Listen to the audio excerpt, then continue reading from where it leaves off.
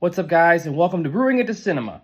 Tonight, I'm going to talk about Netflix's newest hit, Hitman, starring Glenn Powell, Austin Emilio, and Adria Arjano. I probably butchered her last name, so I do apologize. This is considered a comedy drama. There wasn't too much comedy in it, honestly. From the jump, I was really into it. The first 45 minutes, I really did enjoy. I loved Glenn Powell's character. He's a nerdy professor, but in his spare time, he's like working on electronics for the FBI and helping like their undercover team and doing stings and stuff. But before I dive into that, I also have to mention like Glenn Powell is on such a freaking heater right now, like the last like year or two, probably the last year and a half. I mean, you got to think about it. He has Maverick, he's got Hitman, he's got Twister, Anyone But You. He's got all four of those in the last year. Two of them are two of the biggest ones on Netflix right now, honestly. Twisters, I think comes out either this week or next week. I can't remember the exact date. But his character, I enjoyed in this film. Again, he's working for the FBI, and then, Austin Emilio's character, Jasper, he's like, gets put on leave because he beat up teenagers and it was caught on camera. And so they figured, oh, well, this guy, Gary Johnson, Glenn Powell's character, is like, hey, you've done this like a bunch of you've listened to a bunch of these tapes. How about you just jump on in there and be a new hitman?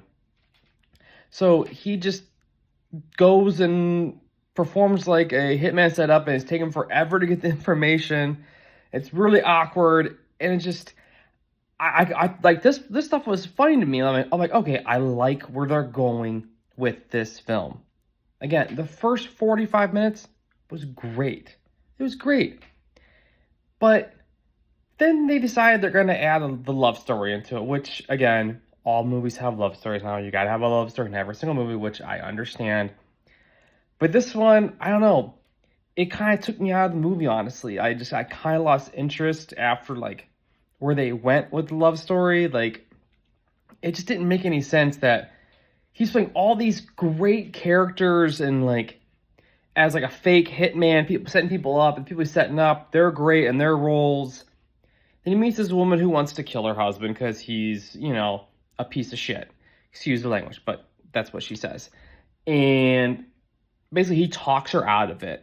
Instead of trying to get her to, agree to the money term, which how you can arrest the people, he talks her out of it.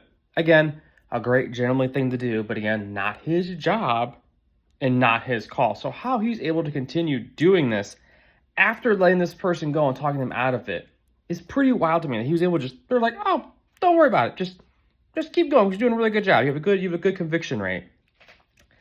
And of course, Madison Masters is the character, the love interest. And then like a couple weeks ago, what seems like a couple weeks goes by, or months or whatever.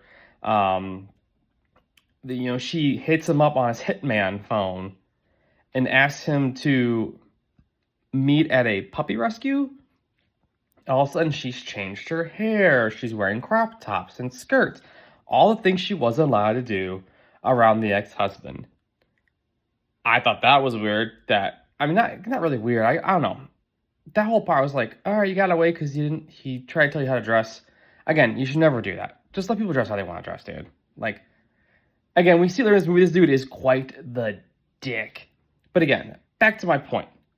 We see she's made a dramatic change, and of course, Glenn Powell's character, Gary Johnson, why are you returning text messages and phone calls to this woman that you talked out of hiring to kill her husband?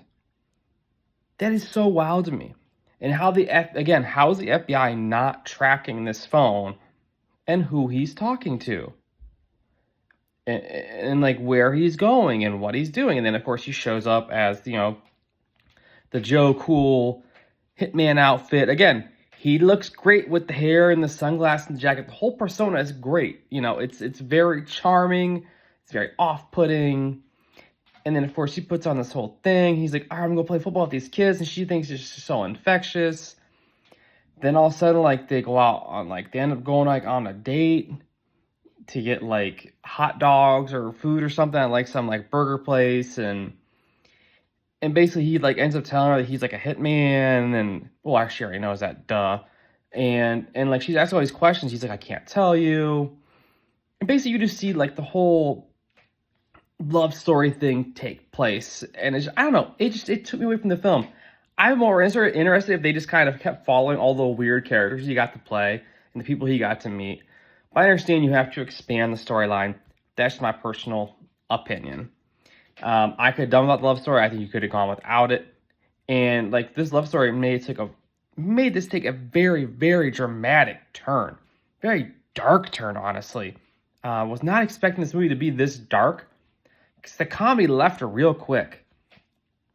As soon as they run to her soon-to-be ex-husband at the club, and Gary Johnson has to pull a gun on him and all this stuff, and then she's like telling him, oh, he's a hitman. Like, again, you're not gonna be running around telling people that. If that's your current dating situation, that'd be really stupid.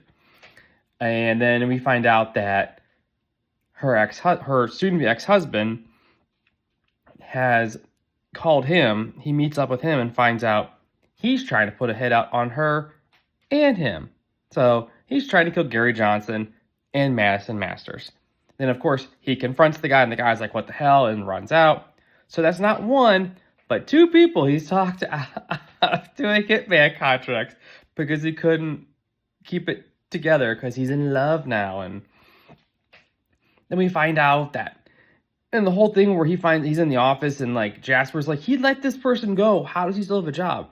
Jasper is right in this moment. In this moment, he is correct. He goes, he talked this person out of it. And now he's dating her. And he still has a job, and I don't. Again, they make it pretty well known that Jasper has screwed up more than a few times. So again, his punishment does seem justified, but also his point is very valid. How is this guy still allowed to have a job? Then, of course, we find out that Madison Masters' husband was found dead. And Gary Johnson's character, Glenn Powell's like, wait, what? And so, of course, he goes back to her house because he had already told her, again, in the previous scene, that her husband had a contract on the both of them, and she gets a gun. And I'm like, okay, so she's probably gonna kill her husband. And guess what? When we find out that he's dead, we're like, well, it's pretty obvious who did it. And he goes over to confront her about it. And she goes, well, yeah. And he's like, why would you do that? And then he confesses that he's not really Hitman, reveals his true identity, he's a professor, and all this stuff.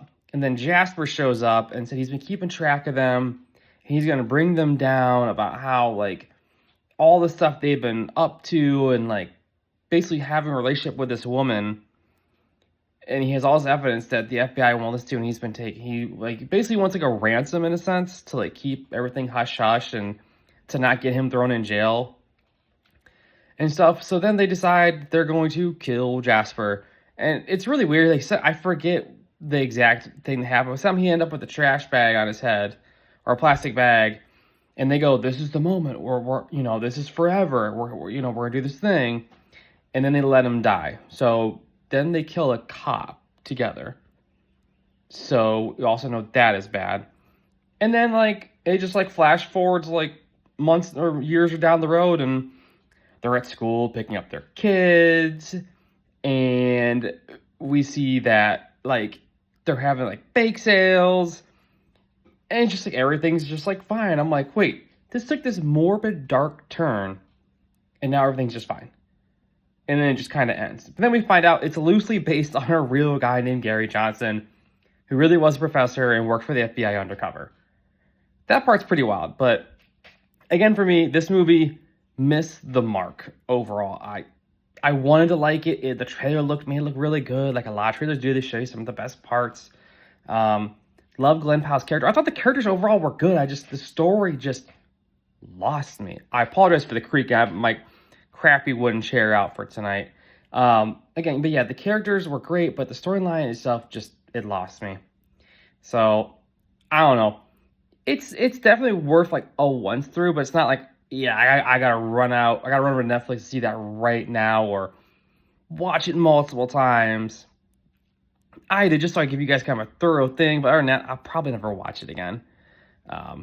But if you want to watch it, it's on Netflix. Until next time, Be good.